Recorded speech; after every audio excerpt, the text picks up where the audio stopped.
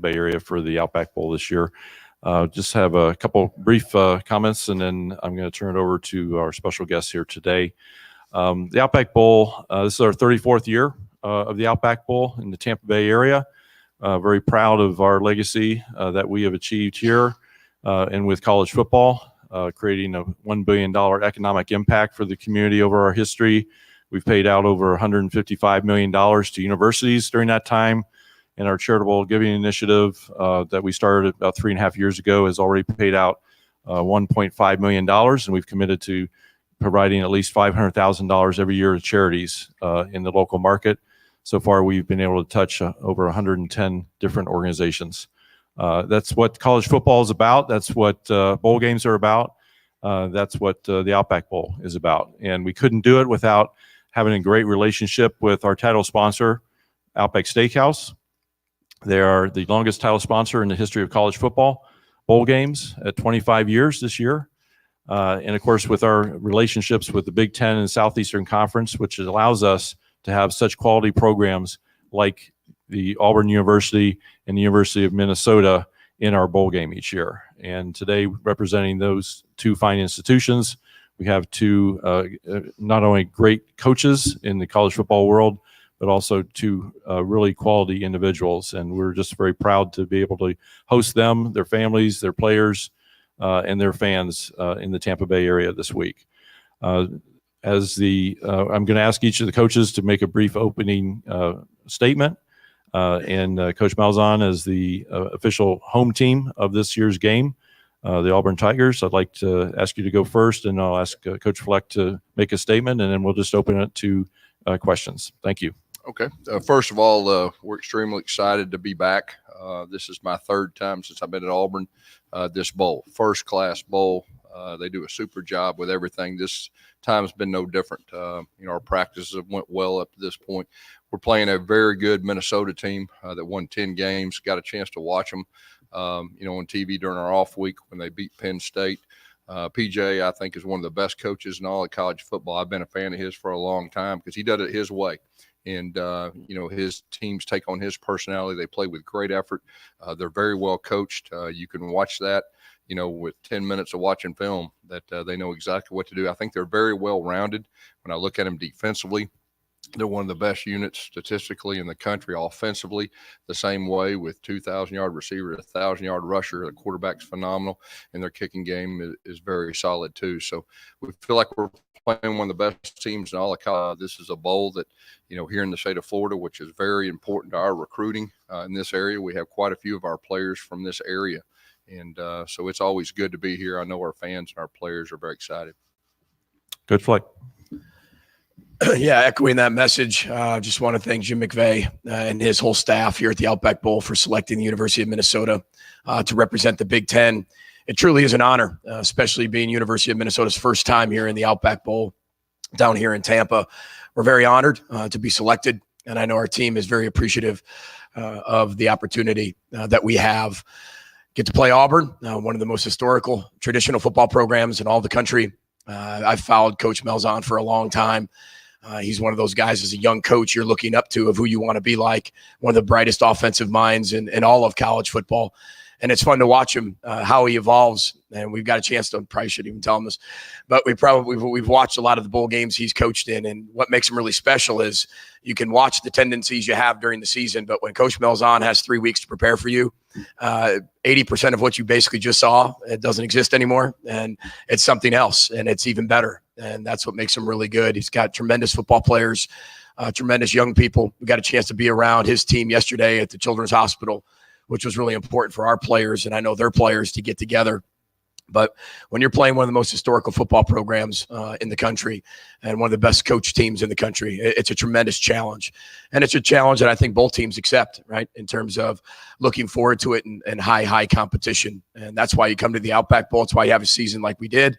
I'm really proud of our players for accomplishing what they were able to accomplish. I know it's kind of astonishing to hear some of those numbers, but we are one of the most traditional football programs in all the country. We've had 18 Big Ten championships, 7 national championships. It just hasn't happened for over 50 years. But when you look at what we've done, it's close to 100 firsts or nevers and then about 49 restorations, we call them, maybe things that haven't happened since 1904 or 1956 or 1965. Those are really important as you're building a program, as you start to hit some of those milestones. And as the years goes on, you don't want the gap to be as big. But we're really, really proud of the progress we've made.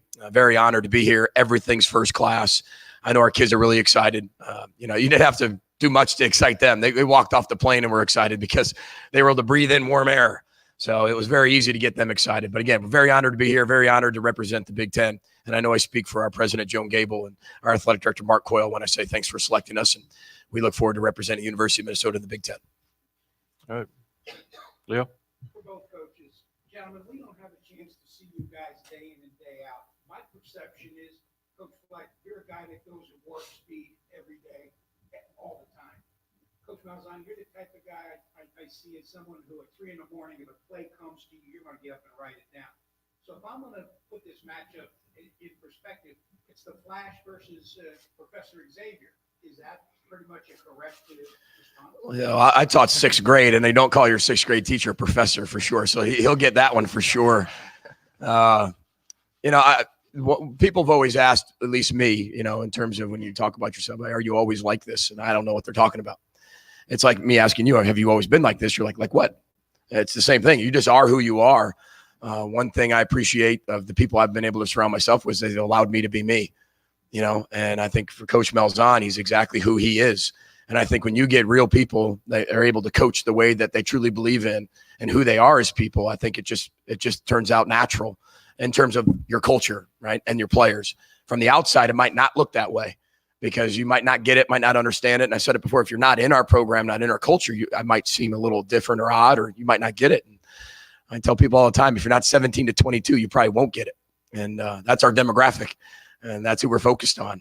But again, a lot of respect for Coach Malzahn and what he's been able to do because he's one of the best offensive mind in college football, in the whole game of football. And that's well documented. And it's been a lot of fun to be able to dissect him as a coach and be able to break him down on film and be able to find things that he does. And there's always things you steal. I mean, coaches are thieves.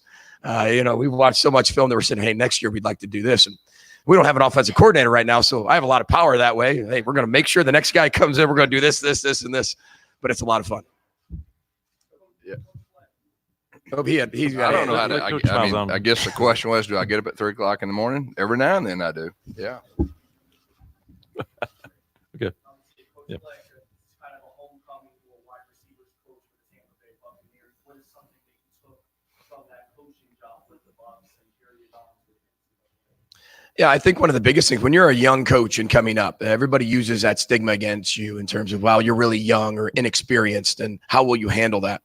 I remember when I first got here, I got a wonderful gift, and that was the $55 million man, Vincent Jackson.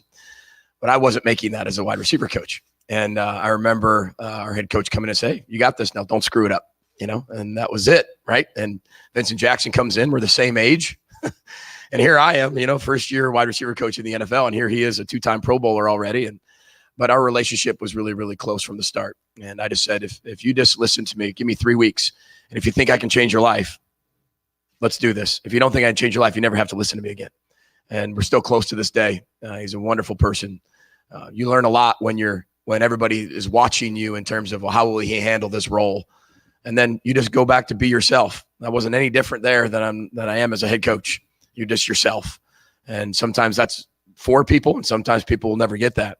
But you learn a lot when you go up to that level and you're coaching professionals, and they're dissecting everything that you say. And very similar to student athletes as well. They're finding things that maybe you're 100% convinced on, and then there's some other things they're looking at. Well, let's see if he's real on this. And they're always looking for things. But it was a tremendous experience to be able to coach here, and Tampa's been really, really good to me. Thank you. Right here.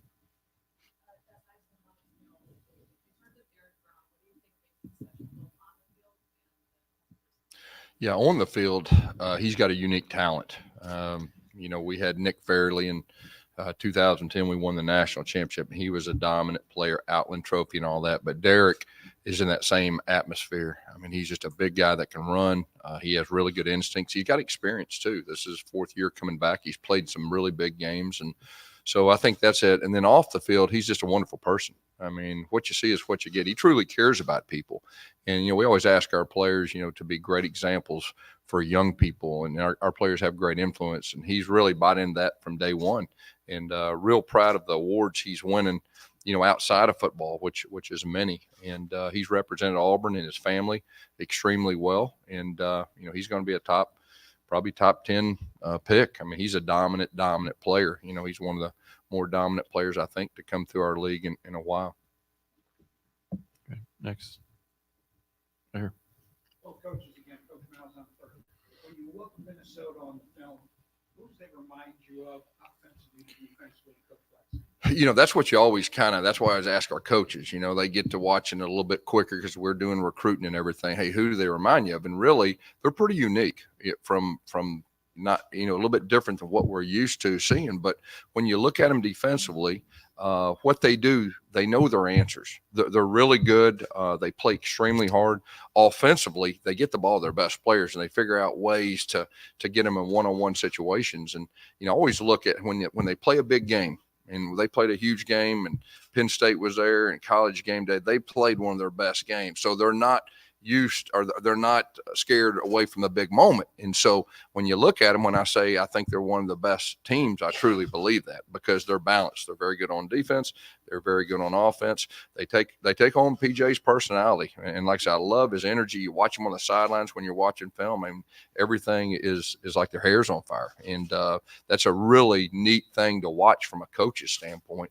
But no, that's they don't really remind us of really anybody we played. They're kind of unique. And but they're very good.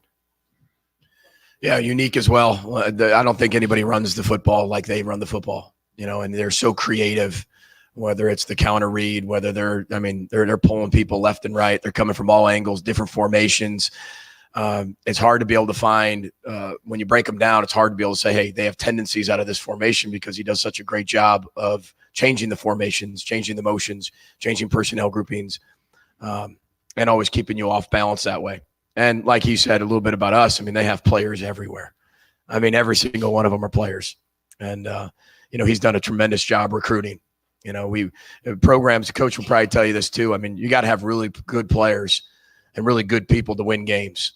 You have to. And he's had a lot of success with multiple years of top 10 recruiting classes, and you can see it on the field. And then when you're looking at us is how we're starting to build this of what we need to be able to do. We only have 5 4-star players on our team, but these guys play so hard and they play for each other. And when you watch them, you can see he gets the same thing out of those 4 and 5-star players as well. And it's a breath of fresh air because we got a chance to be around Derek Brown at the hospital yesterday with all of his teammates. And you talk about one of the most sincere, humble men you've ever met in your life. And I've got to go to a lot of banquets that Coach Malzahn's been at too. Same thing with Derek Brown. And he's the same person there that he was here. He's full of life, right? And it's kind of fun and it's refreshing when you have 2 teams that have those 2 values. But they're very, very talented. It's hard. We have a saying in our program: comparison steal your joy, because whoever we're going to compare them to is really good. And I don't want to sit there and think our team, it's like this team and this team. But we play a lot of teams that run the ball. They just don't run the ball like a Coach Malzahn team, and it's very difficult to defend. Fair.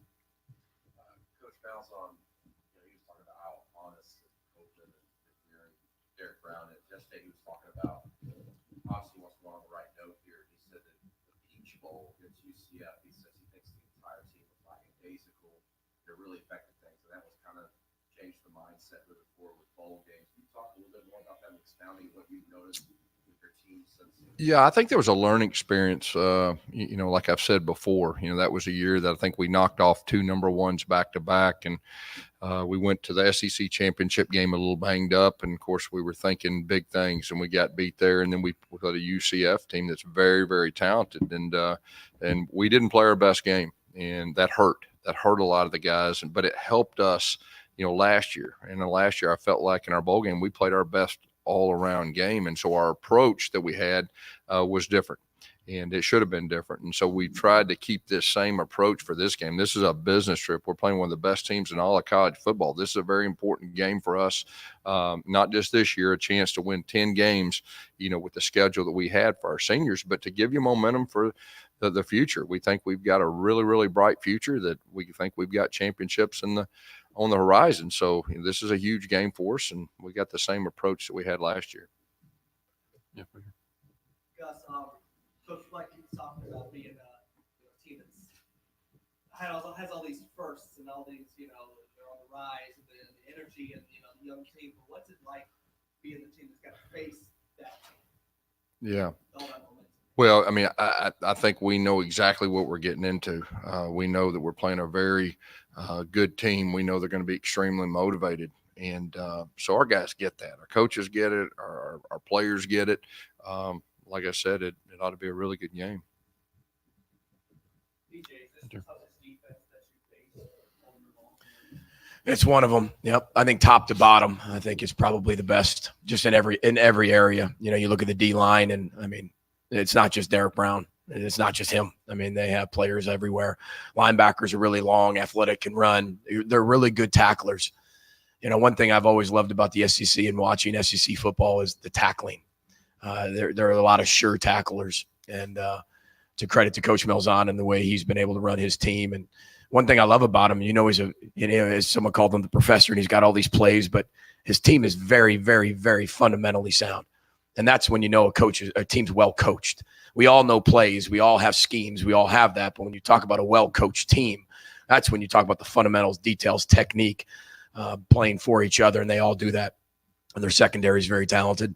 But they're really good tacklers, do a great job of disguising things. They can all fly around the ball. And that's what's fun about them, is when you watch them and everybody's around the ball when they get there. And it's you stop the film at the end, and there's 9-10 guys around that ball. And I think that's why they had the success they've had. Next question right here. Gus, Coach White mentioned that you get some time off, tendencies kind of go away, 8% or so, whatever. One, is that true? Secondly, does Chad Morris getting out of that mix give you a fresh sounding board? Hey, I noticed all this stuff. Should do this. Yeah, I mean, I think anytime you're in a bowl game, you got chance. I mean, during the season, you always check your tendencies from week to week, but you got a little bit more time, and that's just what coaches do. And then, of course, Chad being here, we're from the same family, and so he understands kind of what we're doing. When we were at home, he was just getting a feel for our players. Now we're here, he has more influence on what we're going to do. And like I said, he'll help me and assist me during the game. So, but yeah, to answer your question, he will have influence, on the game. Yeah, right here. Both coaches again. Coach, you said it was a business trip. How hard is it to get that fine line between a business trip and a reward for a great season? Yeah, for us, it's really not that hard. And it's kind of the question that Brandon asked, 2 years ago. We got a lot of seniors that, we had a really neat run, and we were close. We thought we were on the way to a championship, and we got beaten in the SEC championship game, and then we got stung, a loss to Central Florida. But at the time, I think Central Florida probably was one of the best teams in all of college football. But at the time, you kind of, maybe everybody didn't know that, but we didn't play our best. And so anytime you have experience, and your players specifically have experience, and they went through that hurt, it doesn't take a lot to get them motivated. In last year's bowl, they were very motivated. And then this year, we have a bunch of seniors. Some of them, could have left early for the NFL, like you see around the country. Our guys decided to stay. So I think the motivation factor, I mean, we can have fun back home, but our guys are here to win a football game. And I know Minnesota's the same way. I mean, so a reward, for the season, to me, is winning a bowl game. I mean, that's the reward. You can have fun back home. Yeah, I mean, I echo everything he says, right? I mean, we're here to win a football game. We talked about that in our team meeting today. The Outback Bowl does such a great job of providing all these elite experiences. And like I said, it didn't take much for us to enjoy it when we walked off the plane. So, but other than that, I mean, you're here to play a game. There's a reason that you're here. This isn't just a team trip, right? You're here to win a football game. You're here to prepare. And at the end of the year, you want to be playing your best football. That's what every team strides to become, the best team they can be, the best version of themselves at the end of the year. So you have both teams that have that same philosophy, in their last game of the year. And again, whoever plays better is obviously going to win, but it's the ability to play your best in your last game, not only just for your seniors, but for the development of your program as you continue to move into the future. Yeah, Joey.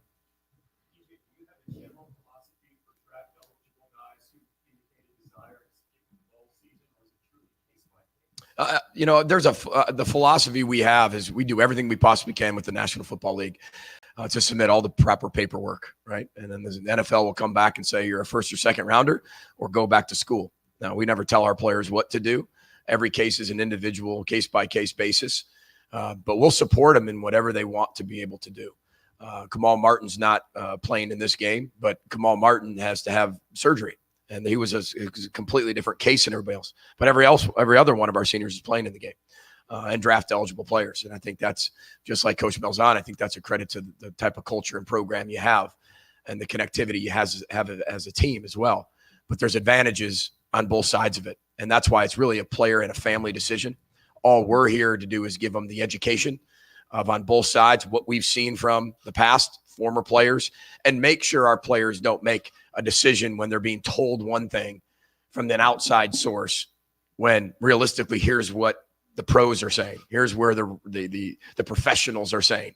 And when you have I've played in the league and I've coached in the league, and you have a lot of friends in the league. So that helps as well to get other opinions, but we'll support them. It's really at that point, a player decision, family decision.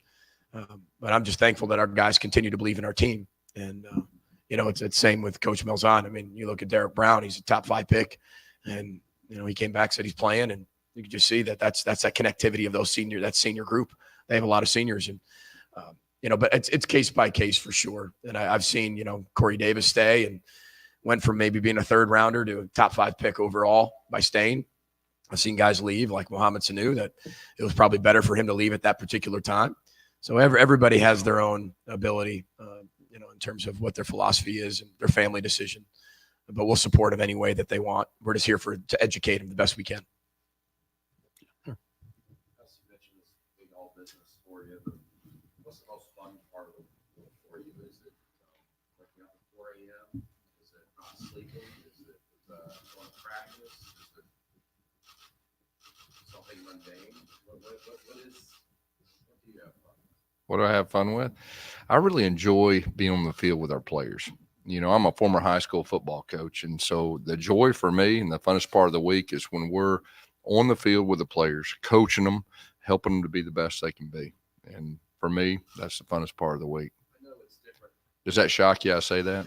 No. You knew the answer before you asked that. I knew that. When the game ends, obviously, since the last time we see some of these players on the field together. Yeah. When you're on practice, I'm sure that sets in a little bit of those final days. There's no doubt. Today at practice, our offensive line, we got 5 seniors and really got 6. And, we talked about, it's our last rodeo, man. Let's enjoy this. So it's a real special moment from year to year, as a coach that you just have, and it's the last time. And you always want to do your best as a coach to help those guys go out on a positive note. And so you have those moments, and they're usually on the practice field. Yeah, right.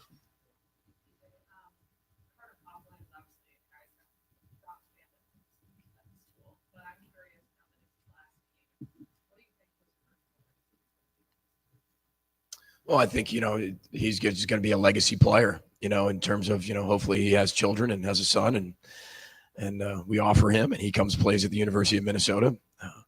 But I think for him, it's been the ability to overcome adversity and continue to be himself.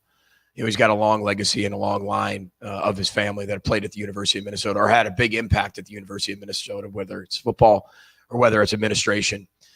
And he's done a great job of echoing that legacy and providing another level to it. And one thing about their entire family, they just continue to always raise the bar. And Carter's raised the bar everything he's done here, especially in his leadership role, because those seniors have been through a lot. We don't have many of them, but they've been through a lot. And we've talked about that at length back home. We've been through a lot, and they've been through a lot. But to have them overcome what they've overcome and have Carter be the leader of that whole class, especially when he picked Minnesota, when maybe it wasn't popular to do that. That's a feather in his cap, and that'll always be his legacy in terms of his name, but what it means to be a Coughlin. And he's taken that to a completely different level. Over there.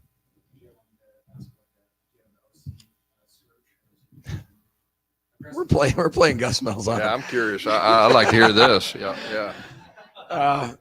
It's interesting because you're doing everything you can to interview some people while you're here, just on FaceTimes, phone interviews, and then you're obviously planning for a game, and you have all these activities you're supposed to do and have fun, and do all those other things. But you're doing everything you can to talk to some people right now. We're making progress in it. There's a lot of people who are really interested in the job, but my focus is really our players.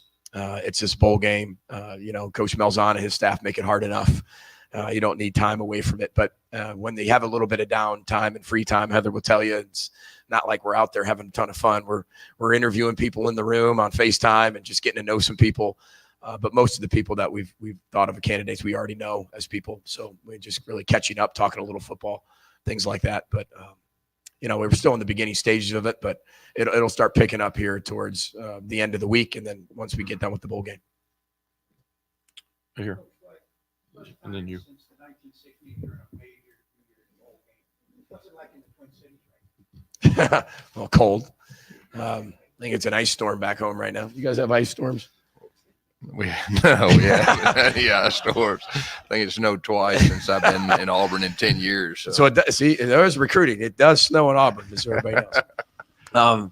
No, the energy is really high. I mean, when you have the Vikings having a really good year and having success, and then the Gophers are having success, and we talk about one Minnesota back home, and when you're in a pro town at times, that I thought that was the best thing about it when I took the job. And some people say, well, you just want a college town. And I love the whole pro town. I love going to NFL games, NBA games, Major League Baseball games, taking my kids, taking our team to those things, creating experience, moments, and memories. But I think what we're doing is we're restoring, the traditions of old. And I think that's what's really important to never forget here. Row the boat is our culture, right? Sky Yuma is our tradition. And what we're doing is restoring all of that. And I love it when some of the older generation will come up to me and they have tears in their eyes, and especially during that last game, with the hope of doing what we almost did, right? Of just having those memories that they had 50 years ago come back and be that close to becoming reality. And at least the New Year's Day Bowl is a reality for them, right? I think that's what's fun when you're restoring a program. Your culture is different. Every coach has a different culture. So changing the culture is just natural when a new coach comes in. Our Row the Boat culture is just different than previous cultures. Not that it's better or worse; it's just different. But when you have a tradition of Sky Yuma, and you have tradition of 18 Big Ten championships, 7 national championships, it's fun to be that bridge, And you can feel the excitement. You can feel people really excited about the future of Gopher football for sure. Right here.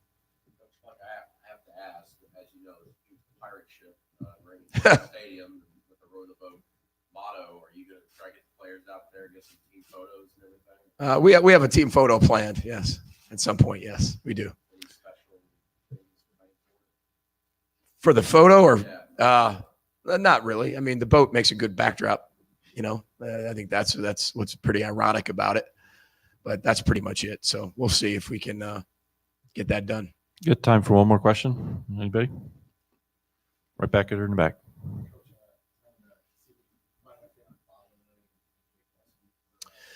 Yeah, Jake Paulson will not play. He had surgery last week, but he's doing great here on the bowl trip. And then Daniel's really kind of a game time decision, making a lot of progress, which is good.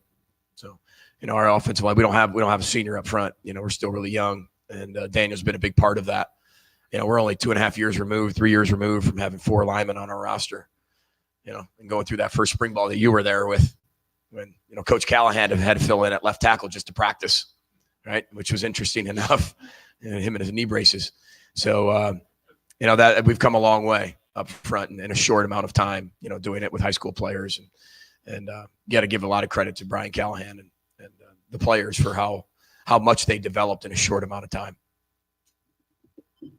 All right. Thank you, coaches, for being here today. Thank you. We'll see you on before this, but we'll see you on New Year's Day. Thank you all for being here. If you're planning on doing the Busch Gardens event media opportunity today, make sure you're signed up on the list across the street and get the information on that. The parking directions and so forth are on the Outback Bowl Media app.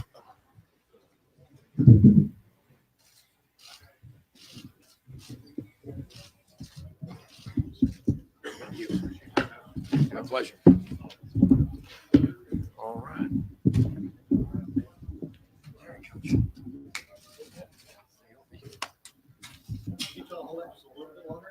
The handshake.